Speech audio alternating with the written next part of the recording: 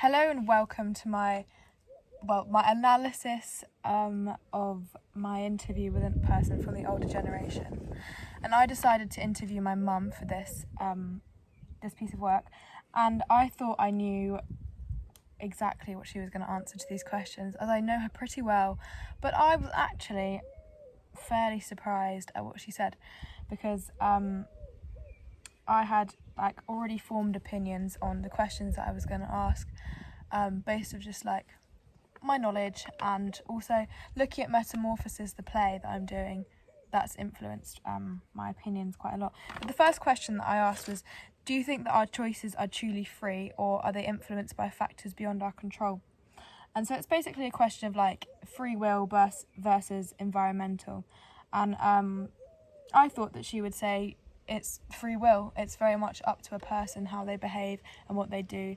That's on them. But she kind of gave the opposite opinion, stating that it's very much environmental, because it's not up to you what country you're born in, what family you're born into, if you have ability or if you're disabled, time period, gender, sexuality, all those things are not up to you.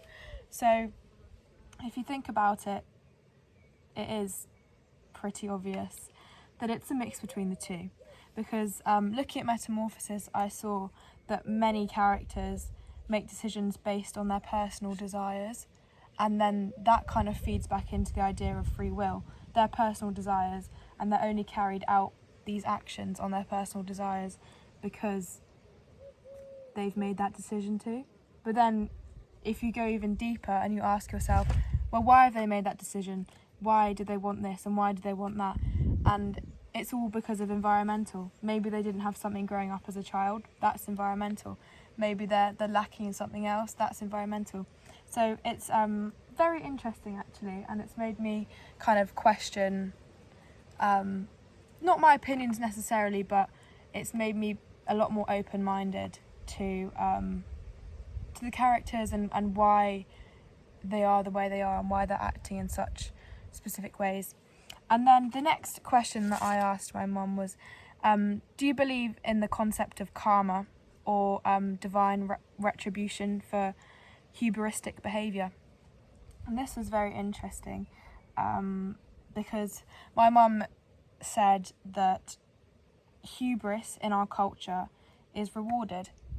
And when you think about it, it really is, and it very much surprised me when I thought about it. It was like, oh my god, how is that accepted in in today's society, in this country especially?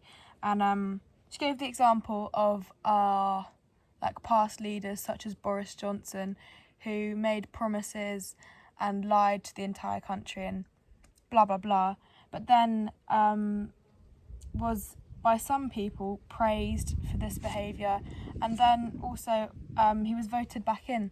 So that is, in a way, him being rewarded for his hubris, and his hubris kind of behaviour, which is definitely, when you look at it in if you put it in a modern situation, it's very interesting to see. And it also, after having this, doing this interview, made me realise that the ancient Greeks are very they've recognised this problem, this kind of behaviour, this extreme arrogance. They've become aware of it, because in English and in other languages we don't have a word for extreme arrogance or that kind of thing. So we use their word, which is hubris, and another word is narcissism, which comes from another Greek story. And it's really interesting because we're kind of using their words, and their stories are contain a lot of this kind of theme. And going into the rehearsal room, I think this is going to be very helpful to me, because I'm just going to be able to see every single story from multiple perspectives, because I was rather stuck in my opinion, I would say, that I had before. But after speaking to my mum, I can see other things that I definitely wouldn't have thought of before, but I actually do agree with. And I think it's definitely really helpful, even if I'm not playing that character, but to have an understanding of like both sides, or because there might not be just two sides, but every single